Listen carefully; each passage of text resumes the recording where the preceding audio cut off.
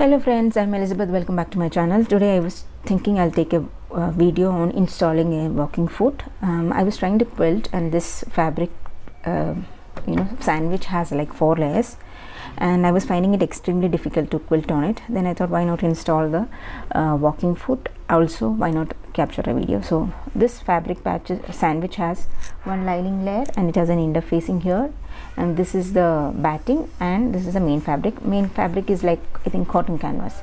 So I'm trying to make a bag with it. So one part of it is to quilt a big block of, not big but considerable size of block of fabric, and then cut it out.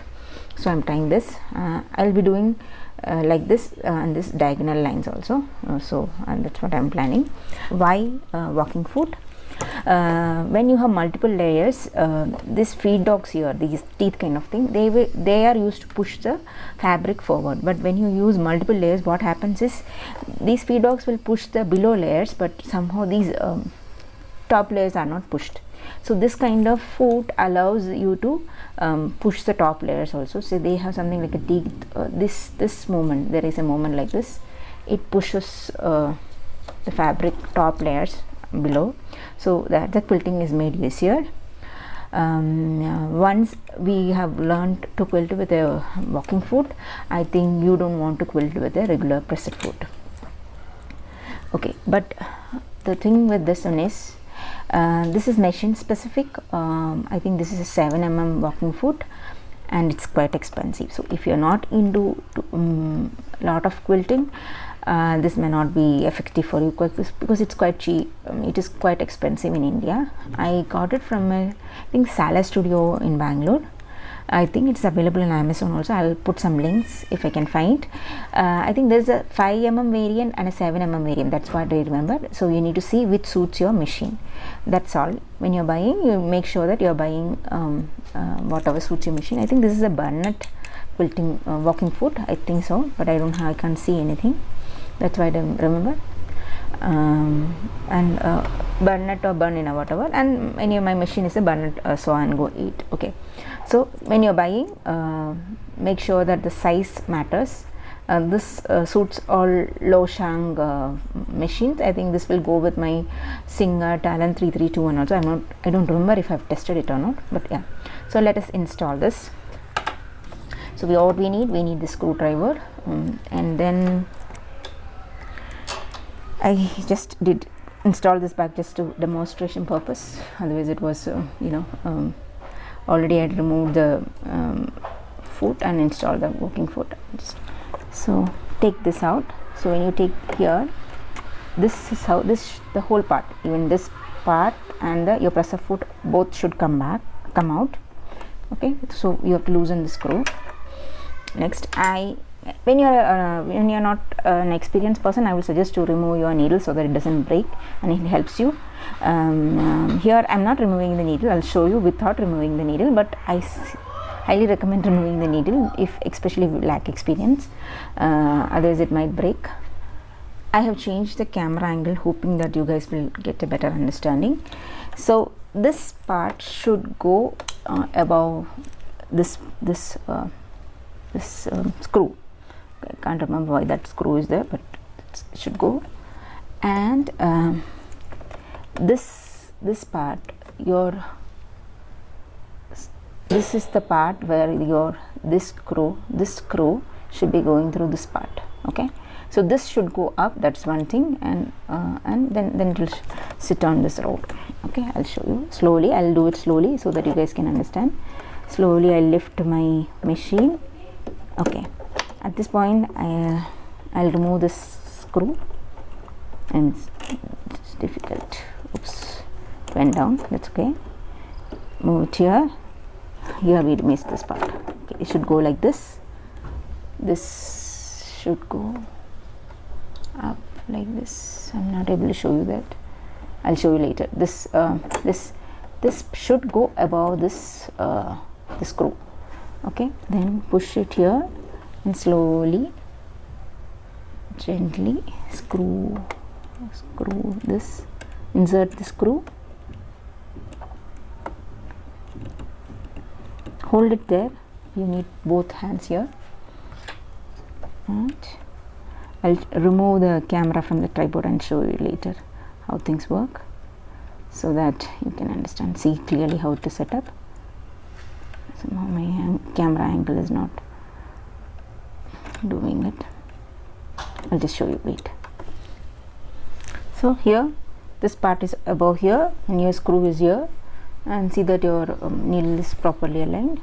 And now you will use this part of the screwdriver and you will gently tighten it. Okay, I think it's intact. So that's it. Your walking foot is installed, it's not moving. Next we will test how it works. Okay, so I already tested it, it was working. So next we'll go ahead and do some testing. I don't know if I'll be able to demonstrate how it works, but I guess if you keep watching you will be able to see how this works. I'm zooming out. I hope you guys can see at this point. Press a foot down and do. Okay, let's go slowly. I am reducing the speed to show you. So you can see this part is moving. So there is quite a bit of part which moves the top fabric along with the bottom fabric, making the quilting easier. I'm trying to keep these lines.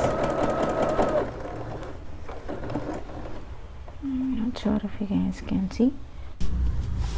At this point I also have to say that I have increased the stitch length to around 2.3.5. That's what I've been doing. That's all I need for quilting. So I've increased the stitch length and I've been doing it with 3.5. Now let's continue. So I think you have seen some part of the mechanism. You should use this to figure out exactly what I mean, but it's a good tool to have, but very expensive. So buy it.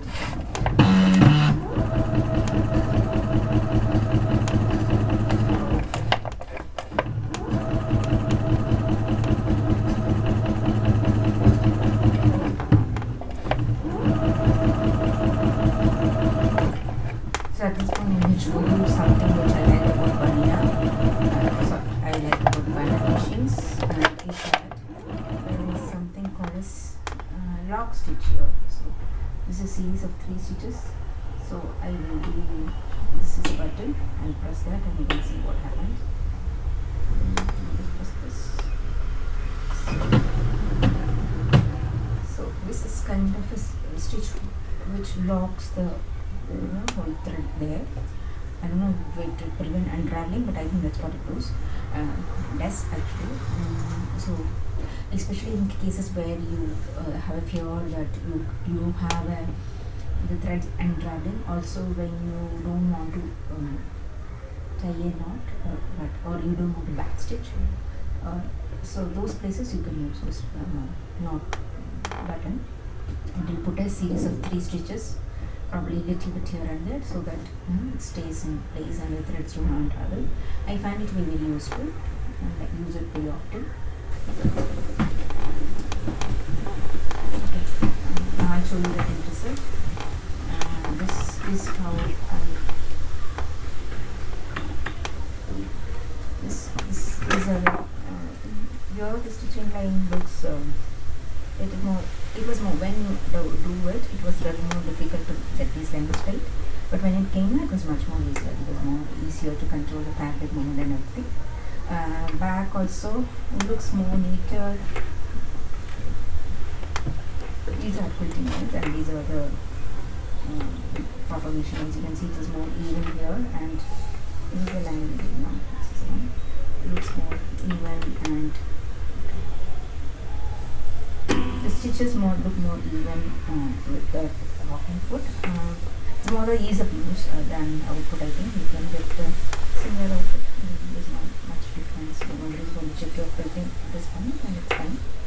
Yeah, that's it. Thanks for watching.